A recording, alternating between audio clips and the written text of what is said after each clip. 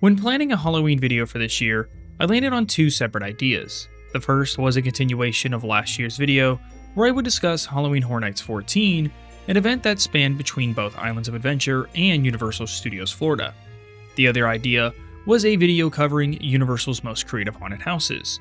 And while I found the idea fun and interesting, I have to admit that covering 34 years of haunted houses is a massive task, especially with how difficult it can be to find available footage. So instead, I decided to narrow the focus to the last decade, highlighting the most creative houses from 2015 onward. I felt this would be a great way to showcase how thematic and detail-oriented these houses can be. Before we begin our deep dive into Universal's most creative houses, please give the video a like and subscribe if you have not already. It really helps the channel, as these videos take a lot of time to put together. With that being said, let's look at the most creative haunted houses of the last decade.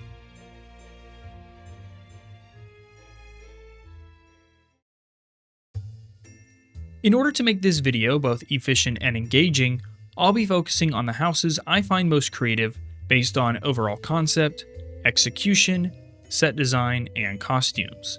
I'll also be looking into whether the houses featured scents or other special effects that either weren't captured on footage or couldn't be fully conveyed.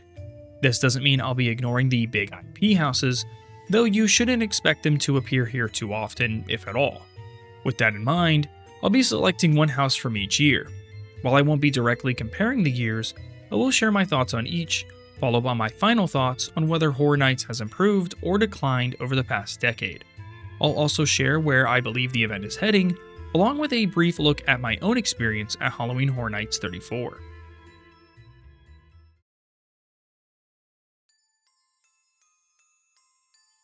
Starting with Halloween Horror Nights 25, we have what is probably the most ambitious house on this list, that being Jack Presents 25 Years of Monsters Mayhem, which celebrated Horror Nights and its iconic characters, with Jack the Clown front and center. The house acted like a time capsule, letting guests walk through sets from past haunted houses and would feature various monsters as well as icons like the caretaker and the director. For fans, it was a dream come true, as the house played like a greatest hits showcase, showing just how much Universal Creative could deliver. Guests would enter through Jack's face, designed to resemble a circus tent, while rotating posters outside displayed former icons. Inside, the experience became a tour of HHN history. I'll highlight the sets, scare actors, and icons, noting each section's year. Footage isn't the best, but I'll match descriptions to what's visible. The walkthrough began with the Hollow from 2008, as trees, candles, jack-o'-lanterns, and vines filled the room, carrying an earthy, dirt-like scent, as pumpkin monsters would leap at guests from the sides. Next was Scary Tales Once Upon a Nightmare from 2008, where a woodshed and cottage set the scene as Little Red Riding Hood, wearing the big bad wolf skin and holding his severed head, leaped out and attacked guests. The next scene in this would have Mama Bear feasting on Goldilocks, while Papa Bear lunged from behind a curtain. Guests then would enter the sunken ship from The Forsaken, a house from 2011, where cursed sailors lunged from both sides as the floor tilted beneath them. This led into the funeral parlor, that being of Scream House from 2002, featuring the caretaker and a twisted plant monster from the Dead End House from 2012. The Kane family crypt would follow this, where Cindy, an abandoned icon concept, would pop out of a mausoleum screaming at guests. Then would follow is the legendary truth, the Wyandotte Estate from 2010, with Ghost and a cloaked poltergeist. The house would then shift to a small Universal Monsters tribute, featuring Frankenstein's monster and his bride appearing in Dr. Frankenstein's lab. This would be followed by the Wolfman, the Mummy, and the Phantom of the Opera, as well as you could hear cathedral bells being rang overhead, a nod to Quasimodo. Next would be Castle Vampire from 2004, which featured seductive vampires on a bed and others leaping from curtains. Following this would be Gothic from 2012, with gargoyles and moving statues, and then guests would enter Nightingales Blood Pit from 2011, which took place in World War I trenches, where shapeshifters disguised as nurses attacked soldiers. Following this would be Havoc Dogs of War, a house from 2010, which featured chains, weapons, and genetically engineered super soldiers. As the finale approached, guests entered Psychoscarapy Home for the Holidays from 2007, where Christmas decor and strobe effects set the stage for Santa and Mrs. Claus popping out of curtains wielding chainsaws. Finally, guests would enter the big top, which had a strong strobe effect and featured multiple versions of Jack the Clown, with scare actors mixed into the mannequins that would attack at random. After this, guests would exit into Meaty Meats from 2009, which featured tools and body parts laid about, and had the Meaty Meats mascot wielding a chainsaw lunging at guests. I did not experience this house myself, having started attending Horror Nights in 2018, but it perfectly represents a time when Universal emphasized original houses and storytelling. This house was pure fan service, with Jack anchoring a tour through HHN history. Before moving on to HHN 26, I did want to share one last note. Jack would pop up between transitional areas, keeping those scares consistent. Moving forward though, I will only go into this much detail for houses as elaborate as this.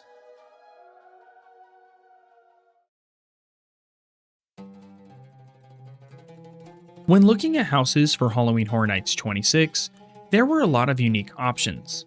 Lunatic's Playground featured that year's icon, Jack the Clown's girlfriend Chance, and even one of the most popular shows of the time, The Walking Dead, received its own house.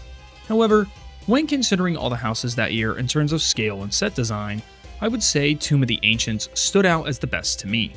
This house centered around an ancient Egyptian temple and an evil awakening inside of it. Guests would enter through an exterior temple facade, complete with a Jeep out front loaded with equipment, and they could even hear a cry over the radio, warning that the curse was real and that they should abandon the area. This house felt like the closest Universal would get to creating a haunted house based on the film The Mummy with Brendan Fraser. The house featured a large variety of scenes, including crypts, ceremonial chambers, and treasure rooms. It also brought Egyptian gods to life, with an Anubis scare actor on stilts and Horus portrayed by scare actors dressed as birds.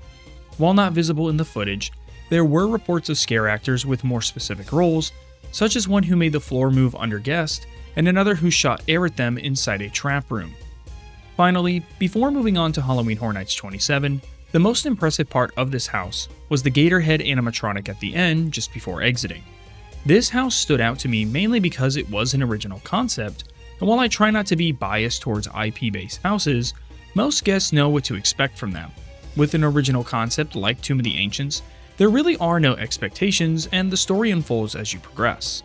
Overall, this may not be the best house Universal has ever made, but it was a unique concept that did many things to make itself stand out.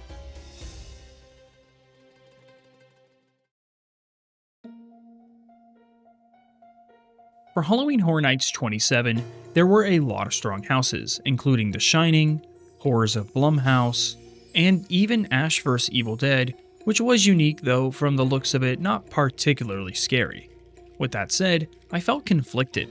The Shining, based on what I saw, was an impressive house, especially the blood elevator scene. However, the house that stood out to me the most was Scarecrow the Reaping. This house centered around a Depression-era farm that had been abandoned after the land dried up. Scarecrow guardians rose to chase away any visitors who dared to enter. The facade was a cornfield, which felt very fitting, but it was the inside of the house where everything truly came to life. No pun intended. The costumes for the scare actors were incredibly detailed, and guests made their way through a decaying farmhouse overrun with vines.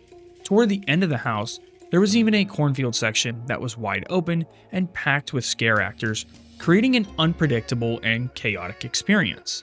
The most creative aspect, however, was the hallway where scarecrows were fused into the walls. Multiple scare actors stood completely still, perfectly blending with the set and appearing as props before suddenly lunging at guests. Scarecrow the Reaping was a standout house that excelled at delivering relentless scares. It later appeared at HHN for Hollywood in 2022, but it never quite carried the same special love and reputation that the original version in Orlando achieved.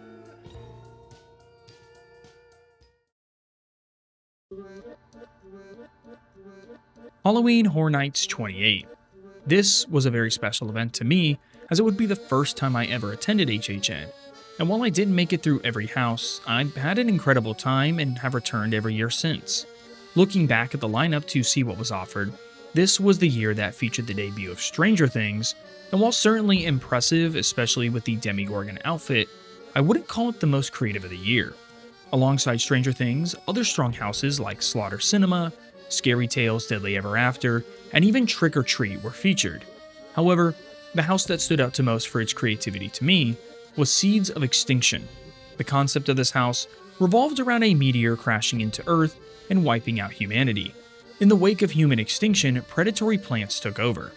I found this house very creative in concept alone, as I love the idea of a world consumed by plants and in turn creating these deadly plant creatures in a apocalyptic setting.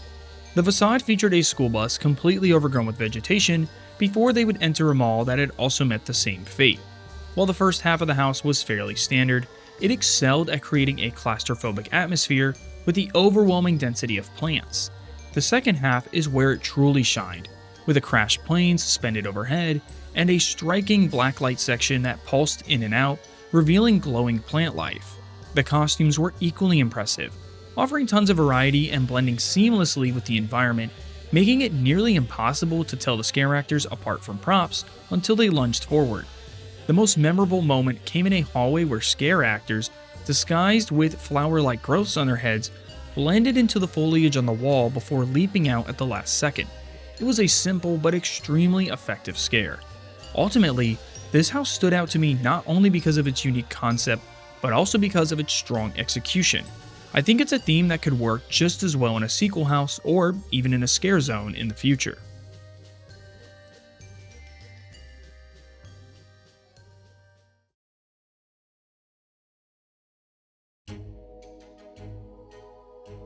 Halloween Horror Nights 29 was one of my favorite years, as it was the first year I managed to go through every house, and I remember them rather clearly. It also felt like one of the strongest years overall, featuring some of the best houses I've ever experienced. The lineup included major IPs like Ghostbusters, Us, Killer Clowns from Outer Space, and even offered Universal's classic monsters. Alongside this was of course the more original houses, and all of this combined made for a fantastic event for the year.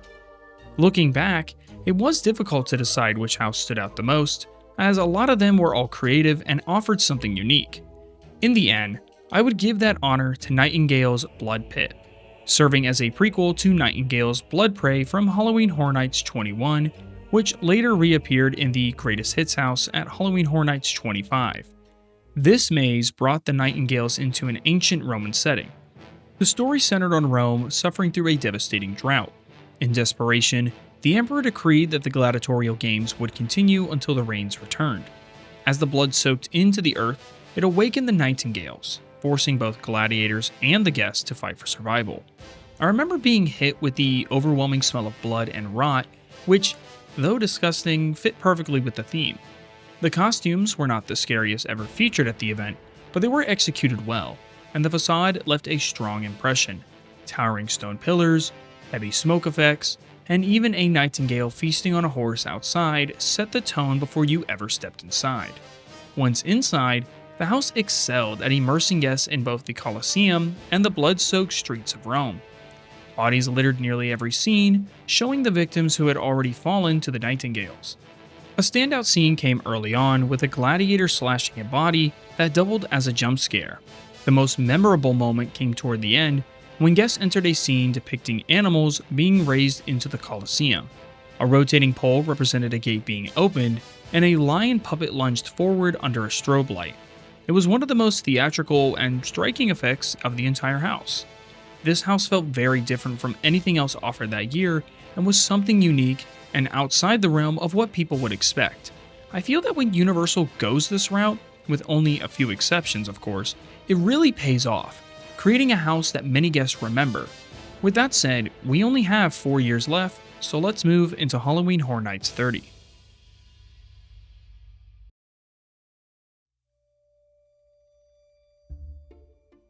Halloween Horror Nights 30 did not unfold as originally planned due to the pandemic, but it returned in 2021 with the houses that had been prepared for 2020, and much like 2019, this year featured several heavy hitters, including Beetlejuice, The Bride of Frankenstein Lives, and Revenge of the Tooth Fairy, just to name a few. While each brought something unique, the one that truly stood out to me was Wicked Growth Realm of the Pumpkin. Not only did it feel like the most creative house of the year, but it also introduced the Pumpkin Lord, who served as that year's icon. The house had fantastic set design, featuring a vine-covered and decaying home, an eerie cemetery, and a final scene inside a giant pumpkin. While the scare actor costumes may not have been the most impressive compared to other houses or previous years, the variety they offered made up for it. There was a lot to take in here, but I will focus on the scenes that really made this house stand out as my pick of the year. The first standout moment came when crossing the bridge, as it was designed with glass panels to create the illusion of massive holes beneath your feet, a simple effect but clever nonetheless. Not long after that, a giant animatronic pumpkin head would lunge toward guests, delivering one of the house's most memorable scares. Further along, there's a scene that takes place inside of a crypt, with a witch stirring a bubbling black cauldron. Another scene that added to the variety and strong use of practical effects. And finally, the house culminated in the Pumpkin Lord's lair. Here, the air carried a mix of pumpkin and rotting soil, and guests came face to face with the Pumpkin Lord himself, grotesquely spouting out of a pumpkin before burping on the crowd through a hidden water effect. This house also went on to win House of the Year for that year, and rightfully so, as I think in terms of set design, it is easily one of Universal's most impressive yet.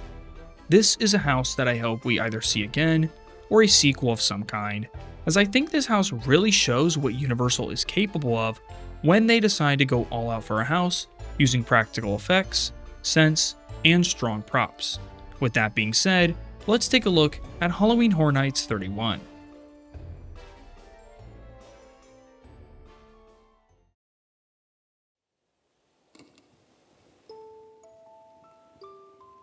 Taking a look at Halloween Horror Nights 31, this is easily one of the weakest years yet. In my opinion, only two houses truly shined: Halloween and Dead Man's Pier Winter's Wake. While other houses had unique concepts such as Bugs Eaten Alive, Hellblock Horror, and Spirits of the Coven, they failed to execute their premises well enough to be compelling. The most ambitious house in terms of scale, though, was Dead Man's Pier. The story here centers around a New England fishing village in winter, filled with undead fishermen summoned by a phantom sea captain. The house featured unique costume designs, particularly the diver suits, which had a bright LED inside the helmet, really pushing the facial features forward. It was impressive to see Universal attempt something different here for this house alone, and in addition to this, there were more elaborate set pieces, something that was lacking in many of the other houses that year. One of the first standout set pieces appears as guests begin the walkthrough. They enter a bar set in a snowy town square of a fishing village, complete with a statue of a woman playing a violin. In the background, a lighthouse can be seen shining, which would later reappear closer as guests progress through the house. The most impressive set piece was of course a large ship at the end, where guests would see an undead woman playing the violin. While I will say it was a close choice between this and Halloween, due to Halloween having fantastic set pieces in alleyways and facades of houses, I think Dead Man's Pier wins it over for me due to its ambitious set design and scale. I like the ominous feeling the house provides, as well as its use of projections throughout to mimic the reflection of water.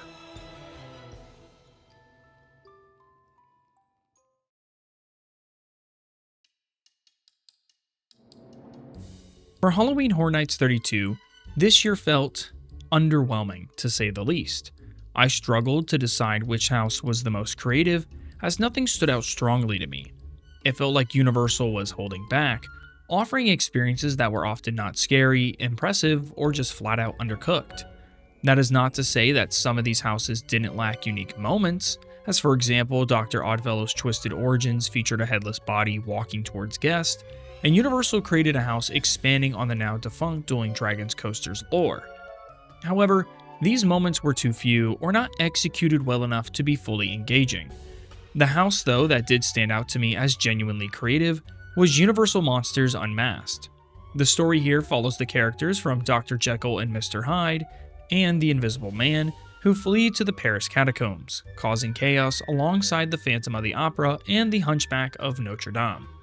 This house surprised me with its quality, from the scenes to the character design and even its set construction, making it a well-rounded experience. Some of the most memorable scenes include the entrance, where a policeman ushers guests under a walkway. Light drops of water can be felt as the guests are walking in, and if timed right, they can even hear the Invisible Man taunting the officer. I like to see my work, but you can't see me. Shall have you arrested. You can't catch me, Ghost. Inside the catacombs, the scares are well timed and cleverly crafted. Guests first notice the Phantom in the opera's half-mass, candles, and violin before the Phantom himself leaps out at them. Another scene, this time taking place inside the opera house's hallway, features the scent of roses and a flashing panel displaying the faces of the Phantom's victims. A standout moment that involves the Invisible Man takes place inside of a dark room filled with mannequins dressed like him. Flashing lights simulate him removing his bandages, and a final burst of air hits guests from above as if he's swiping at them. The final scene takes place in the cathedral, where Quasimodo stands above mourning the loss of Esmeralda before dropping towards guests on bungee cords. It's a unique scare that can definitely catch you off guard if you're not really paying attention. Out of all the houses that year, this one truly stood out. While it didn't feature large-scale set pieces, it offered tight corridors, well-timed scares, and creative setups like the Invisible Man's airburst and Quasimodo's bungee jump. Universal Monsters Unmasked did an excellent job representing Universal's classic horrors and truly did them justice.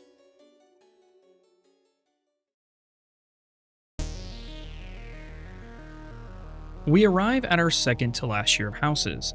This year featured several interesting concepts, though some felt underwhelming, such as Triplets of Terror and Universal Monsters Eternal Bloodlines. Others were more polished, like the Museum Deadly Exhibits, Ghostbusters Frozen Empire, and Insidious the Further, all which delivered some standout scenes. However, the house I have to give it to is Slaughter Cinema 2. While this house is definitely a mix of comedy and horror and can feel a bit campy at times, it is still overall a solid experience with some standout scenes. The facade of the house is designed as a drive-in movie theater named the Cary Drive-In. The name Cary is derived from Cary, Ohio, a location Universal frequently references for various haunted houses. While waiting to enter, guests could watch trailers for the films portrayed in the house, and these trailers have a distinct 80s vibe which, although slightly humorous, adds a unique and nostalgic touch. While I won't delve into every scene here as some scenes shine brighter than others, I will have footage at the end showcasing scenes I didn't discuss. Starting with the first scene, that was an impressive segment, is Heavy Metal Hell 3D. This area takes place in a teenager's bedroom, filled with various rock posters, and the standout feature here is the person on the bed ripped in half with glowing innards, acting as a doorway into what appears to be hell. Strobing black lights make the surroundings and even the scare actors glow in such a unique way, and inside you'll see skeletons dressed in 80s rock band attire and hairstyles that fill the scene. As you walk through, the sounds of tortured screams echo around you. Overall, the section of this house was visually striking and creatively immersive, making it one of the most memorable parts of the experience. The next scene that grabbed my attention was Blood and Chum. Though shorter than other scenes, it is nonetheless unique to some degree. As guests would enter, a swimmer would lunge out at them, and the lighting here simulates being underwater. The standout is of course the large animatronic puppet that lunges at guests, surrounded by flashing lights to enhance its effect. This scene is clearly a love letter to Jaws, and I am all for it. I think Jaws would make a fantastic haunted house, and perhaps one day we will see it realized.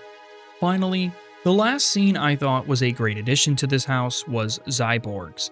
The story for this section is based on a mining colony on another planet, discovering a new sentient substance that can corrupt and control humans. Guests enter a war trench and immediately notice a dead Zyborg to their left. A blast of fog sets up the next scare as a Zyborg jumps out at guests while they navigate the trench. Sounds of lasers firing and screaming fill the area, and just before exiting, guests see a Zyborg being fired upon, emitting smoke, while a final jump scare occurs to their left. I think Slaughter Cinema 2 was a unique house that stood out among the other houses that year. I was mainly drawn in by its use of different themes throughout the house, and the attention to detail in each section. I also found it clever that the transitional hallways previewed the next film guests would enter, with posters displayed on the walls. While some scenes were stronger than others, Slaughter Cinema 2 was a solid house overall, offering a good variety of experiences. Choosing between this house and Insidious was tough, but I had never seen the Insidious films and felt I would not be able to explain it properly without seeing them. For that reason, I decided to focus on an original house idea instead.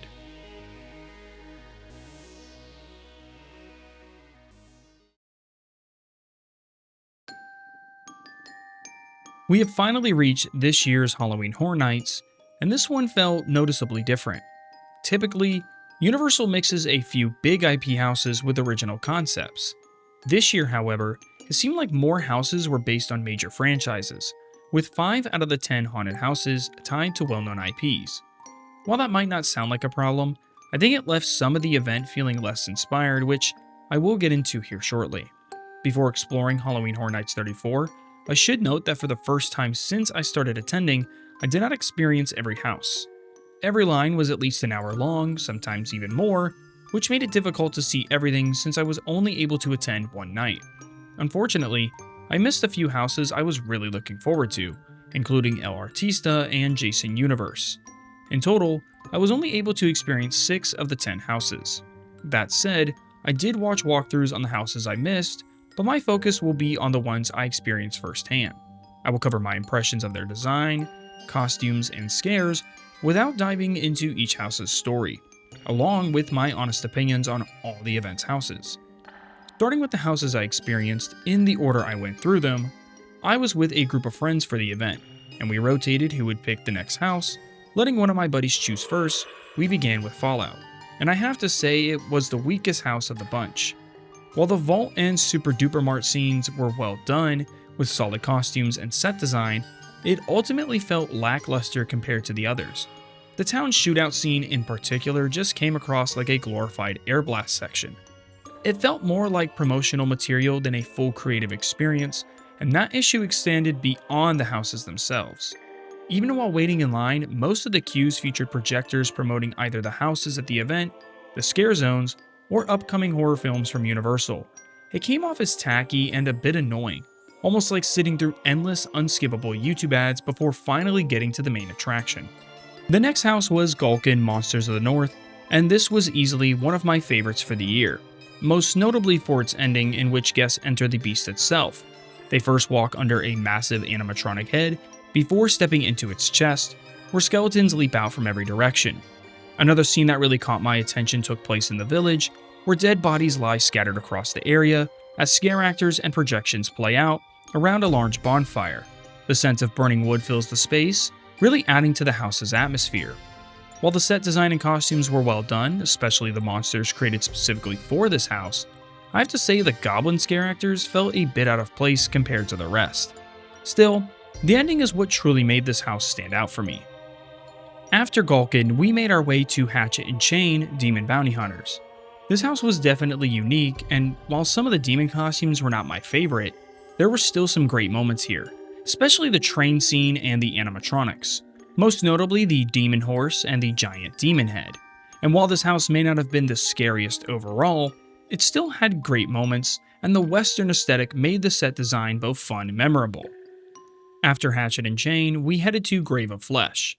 This was one I heard a lot of people call the worst house of the year, or at least one of the weakest, but I am glad to say they were wrong, at least in my opinion. While it definitely is not my favorite house of the year, I thought the concept and execution was pretty solid, and I think everyone can agree the standout scene here is the monster in the mausoleum. Some of the set design here did feel repetitive at times, but it was still a fun house. One of the most notable elements of Grave of Flesh is the use of strings designed to feel like spider webs, which caught me off guard every time I walked through them, and made for some easy scares. My favorite part of this house was easily the costumes, as I really enjoyed the monster designs they went with here, and while there was not much variety in the costumes, they were unique enough that it did not feel like an issue. We then made our way to the final 2 houses of the night, Terrifier and Five Nights at Freddy's. Terrifier was easily my favorite house of the year, mainly because of its amount of gore and detail, but also because it did not simply follow the movies. Instead, it mixed some of Art the Clown's most infamous kills and scenes from the films with its own original moments. My friends and I were even singing the Clown Cafe song in the scene where it played, dancing along while the scare actor joined in with us. I will say this though, the dry path is not the way to go. The strobe lights were so intense that it was genuinely hard to keep my eyes open during it, and with that I'd have to recommend the wet path. Finally, my night ended with Five Nights at Freddy's. While I found the set design and animatronics impressive, the house just fell short overall. The scares lacked proper timing, as I could always see the animatronics before they moved. And the live scare actors just felt awkward, never managing to catch me off guard. I'm not a huge fan of this franchise, but I did see the film and thought it was fine for what it was. I had really high hopes for this house, thinking it had strong potential, but in the end, it felt lackluster and uninspired for the most part, and because of that, I'd have to say it was my lowest rated house of the year.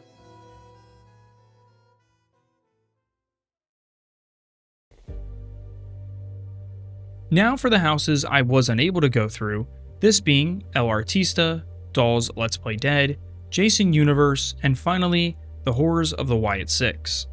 Starting with Doll's Let's Play Dead, I think this would have easily been my house of the year had I gone through it in person. Everything about it really hit all the marks for me, as it had great scares, fantastic concept, and incredible set design. What I found the most interesting was the scene where the little girl looks at you through the dollhouse window, her face covered in doll parts, completely selling the idea that this twisted child is the one who created everything you see around you. Next is Jason Universe. While I'm a huge fan of Friday the 13th, I don't think this house would have been my favorite. It absolutely nails its set design, character costumes, and that final hallway scene through Jason's mask, where you encounter back-to-back scare actors representing different versions of Jason throughout the films is just great. However, the house felt a bit misleading. Hearing the name Jason Universe, I expected scenes from across multiple films featuring some of his most iconic kills. Instead, the entire house takes place at Camp Crystal Lake, with Jason jump scares for the most part, with only a few exceptions. I'd be lying if I said I wasn't a little disappointed, as I definitely expected more variety and creativity from a concept with that kind of name.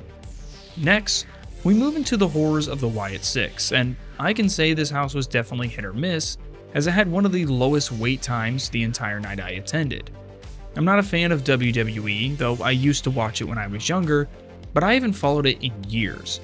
That said, even though I know very little about the Wyatt Six or the characters' backstories, I think the house was overall pretty good. I love the idea of bringing horror into something you maybe wouldn't expect it from, and using WWE as the backdrop was a pretty unique idea. It incorporated all this destruction, blood, dead workers, and the eerie elements into a setting you normally wouldn't expect. While it wouldn't have been my absolute favorite house, it definitely wouldn't have been my lowest rated, and I can say that with confidence. Finally, we have El Artista. I really wish I had experienced this house, as it has some fantastic set design. Just walking in and seeing the house's facade was impressive on its own.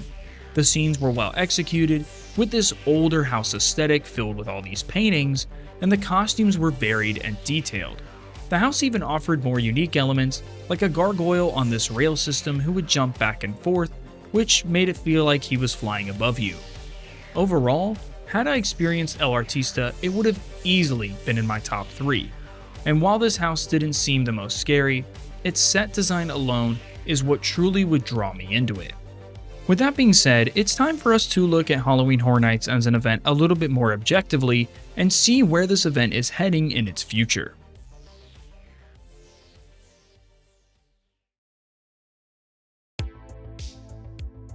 Looking at Halloween Horror Nights and its direction for the future, I'd be lying if I said I wasn't a little worried, though maybe not for the reason most people might think. Many fans debate this use of heavy IP houses, and while I enjoy the more creative original concepts, I do understand that major franchises draw people in and they serve their purpose well, and can often be incredibly designed with strong scares. Like I mentioned earlier, Terrifier was my favorite house of the year, which is surprising when you compare it to the other houses I discussed in this video. The main issue I see, however, is the growing overabundance of large IP houses. If Universal maintains a balance with 2 or 3 major IP houses, a few smaller ones based on lower budget films like those from Blumhouse, and fills the rest with handcrafted originals, I think that would be the perfect recipe for long-term success. The reason I say this is because these big IP houses obviously soak up a large portion of the Horror Nights budget, and when there are too many, it can lead to other houses feeling less impressive, and in my opinion, Five Nights at Freddy's and Fallout suffered from this the most out of the big name houses. I hope Universal can recognize that, because overall, Horror Nights remains a great event, even if some years miss the mark, and with a yearly, ever-changing event like this, that is bound to happen.